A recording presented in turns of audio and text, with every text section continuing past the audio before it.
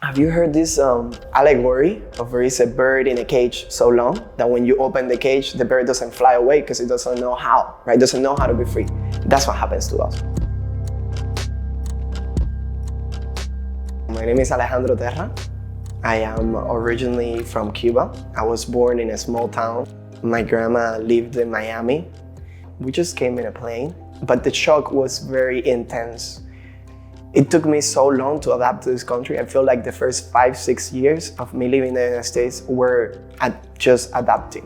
And when I finally understood the whole ideals of freedom, it was liberating I started perceiving the world in a different way. I was like, look, it's all in my head, you know? I'm really, truly, I can do whatever I want here in this country. So coming from in a place, in a society where tyranny is so open, it is a place where you cannot do anything without the permission of the government. I remember I had to ask permission to leave my country, even I had a visa for the United States and I have my plane ticket. I still had to ask permission to the government to go. I'm poor and I have more luxury than any Cuban has ever, it's unbelievable, the gap and the difference of how bad a country can get if you do not take responsibility for it and you allow other people and you allow, especially governments, to take control of your life. When I went to Houston and started doing all these things on my own and started doing businesses and started this journey of just doing what I really felt like I wanted to do, it felt so good and I'm like, well, this is the way life is supposed to be, right? I feel like also that's why I have now more responsibility to defend this place, you know, because I'm grateful for all the opportunities that the American people have given me.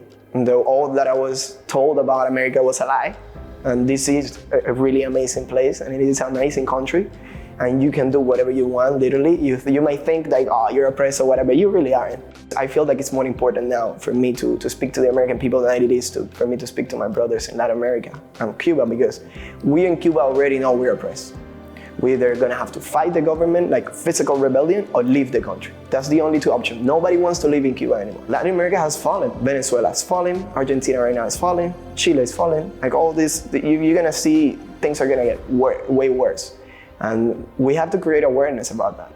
And we have to start inviting people to take another look, right? Introspectively analyze, where do the ideas came from? Why do you hate America? Why do you think this is bad here? You know, why do you think that? Right? Is your life really that bad? I'm going to analyze it and do all this introspective work that I had to do, you know, to come to the realization of the truth.